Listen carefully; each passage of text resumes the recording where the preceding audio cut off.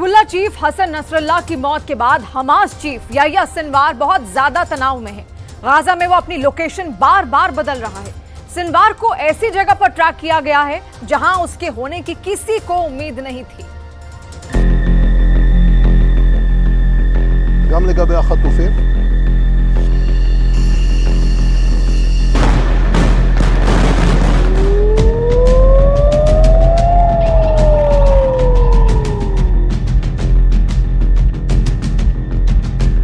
Nasrallah की मौत के बाद सिनवार सुरंग में भाग रहा है। अपनी जान बचाने के लिए सिनवार दौड़ रहा है।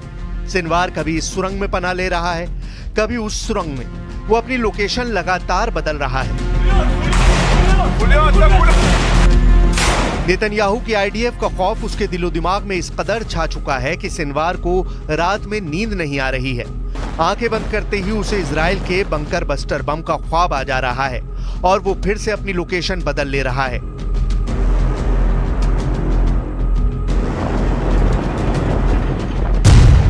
मारा गया नसरल्लाह, सिनवार का अगला नंबर। लगातार लोकेशन बदल रहा है सिनवार। कोई इलेक्ट्रॉनिक डिवाइस साथ नहीं रख रहा।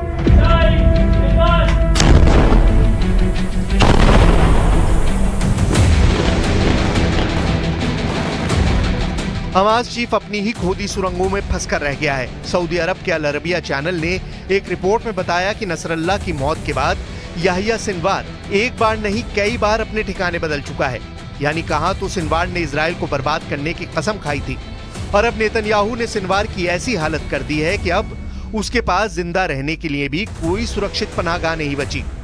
नेतन्याहू ने हमास की सबसे बड़ी ताकत यानी उसकी सुरंग में ही उसे कैद कर दिया है। नसरल्लाह को खत्म करने के बाद इशारों में नेतन्याहू ने सिनवार को भी बता दिया है कि उसके अच्छे दिन अब खत्म हो गए हैं।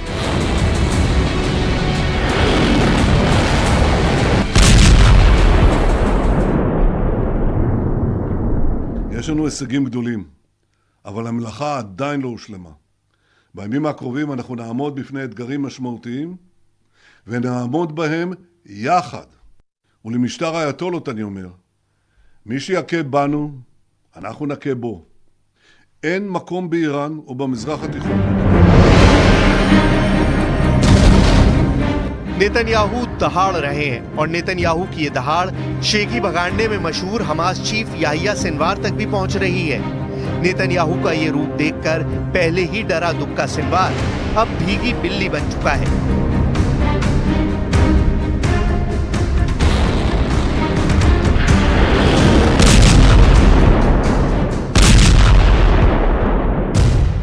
इस्माइल हानिया के बाद सिनवार ही इजराइल का सबसे बड़ा टारगेट है।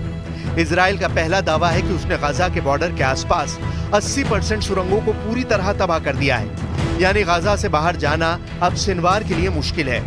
इजराइल का दूसरा दावा है कि हमास की रफा ब्रिगेड पूरी तरह तबाह हो चुकी है और ये सिनवार को बहुत बड़ा झटका है क्योंकि यही ब्रिगेड इस वक्त सिनवार को सुरक्षा दे रही है। सिनवार को लेकर मिस्ट्री इस लेवल पर पहुंच चुकी है कि अब गाजा में हमास का खात्मा पक्का माना जा रहा है। लेकिन गाजा के बॉर्डर पर 80% सुरंगों को तबाह किए जाने का मतलब है कि सिनवार जहां है वहीं फंसा रह जाएगा। सुरंग के हाल कुछ इस तरह हो सकते हैं कि सिनवार सुरंगों के हर दरवाजे को चेक कर रहा हो।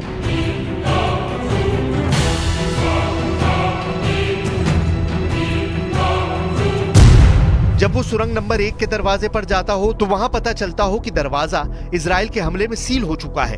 वो सुरंग नंबर 2 के दरवाजे पर भी गया हो, वहां भी सील मिला हो। सिनवार सुरंग नंबर 3 के दरवाजे पर भी गया, लेकिन वहां रास्ता बंद मिला। सुरंग नंबर 4 में भी सिनवार को यही मायूसी मिली। उसकी उम्मीद दूसरे रास्तों पर टिकी है, लेकिन सुरंग नंबर 5 वाला एग्जिट डोर भी बंद है क्योंकि इजराइल का दावा है कि 80% सुरंग तबाह कर दी गई है। सिनवार जहां भी है, जैसा भी है, ये बात तय है कि वो फंसा हुआ है। उसके बाहर निकलने का मतलब मौत है और उसके सुरंग में फंसे रहने का मतलब भी मौत माना जाएगा। लेकिन इस्माइल हानिया की हत्या के बाद सिनवार के सिर पर अब ऐसी जिम्मेदारी डाल दी गई है जो हमास का कोई और कमांडर उठाना नहीं चाहता। एक तरह से याह्या सिनवार के सिर पर मौत नाच रही है। हमास की लीडरशिप संभालने के बाद एक तरह से सिनवार को मौत की दावत मिल चुकी है। सिनवार कब मारा जाएगा, अब उसका फैसला नेतन्याहू को करना है, क्योंकि गाजा पर 100% कंट्रोल तो इजराइल का ही है और हानिया की हत्या के बाद अब इजराइल का अगला टारगेट याहिया सिनवार ही है।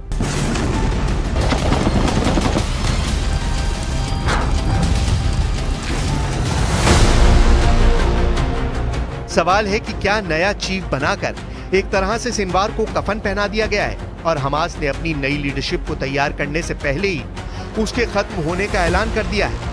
इजराइल के स्पेशल फोर्स का पूरा फोकस अब याहिया सिनवार पर है। वो गाजा का चप्पा चप्पा छान रहे हैं। इस्माइल हानिया के बाद याहिया सिनवार ही लाइमलाइट में है, इसलिए गाजा में उन सुरंगों को तलाशा जा रहा है जहां सिनवार के छुपे होने की खबर मिल रही है। इजराइल की फोर्स 24 घंटे इसी मिशन पर लगी हुई है। वो हानिया के बाद अब किसी भी हालत में सिनवार को मौत के घाट उतारना चाहती है। החזית הצפונית היא ברורה, להשיב בביטחון את תושבי הצפון אל בתיהם. כדי לעמוד במטרה הזאת, אנחנו נדרשים להרחיב את מטרות המלחמה ולכלול בתוך הנושא הזה את החזרת תושבי הצפון אל בתיהם בגבול הצפון בביטחון. המהלך הזה לא יפחית את המחויבות המוחלטת שלנו לחיסול החמאס ולהשבת החטופים, ואת ההצעה הזאת אחרי שנגבש אותה. लेकिन गाजा का युद्ध खत्म नहीं हुआ है। गाजा में इजरायली सेना पर हमास की रफा ब्रिगेड के कुछ हमले देखिए। इन हमलों ने इजराइल की सेना को बहुत परेशान कर दिया है। जिस हमास को खत्म करने के लिए पूरे गाजा को इजराइल ने मिट्टी में मिला दिया है, जिस हमास को खत्म करने के लिए इजराइल रफा से लेकर खान यूनुस तक बम बरसा रहा है।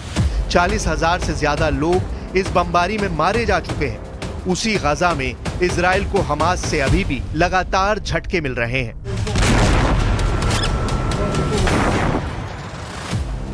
आखिरी बार जब इजराइल के कमांडो सिनवार के करीब पहुंचे थे वो दिन था 31 जुलाई। इजरायली कमांडो जब दक्षिण गाजा में उस सुरंग में पहुंचे जहां सिनवार के छुपे होने की खबर थी, तब तक सिनवार वहां से भाग चुका था। लेकिन वहां जो मिला उसे देखकर इजराइल की फौज दंग रह गई थी। इस सुरंग में सिनवार के पास थे 83 करोड़ रुपए, जिन्हें छोड़कर वो भाग गया। जहां सिनवार छुपा हुआ था वहां ये रकम सिनवार ने अपने पास रखी हुई थी। अब सवाल है कि सिनवार इतनी बड़ी रकम का क्या कर रहा था। इसमें कोई शक नहीं कि सिनवार बहुत चालाक है। वो हमेशा से हमास का बहुत ही सियाना कमांडर माना जाता रहा है। यही वजह है कि अब तक वो जिंदा भी है और इजराइल की सेना उसे लाख कोशिशों के बावजूद नहीं मार पाई है।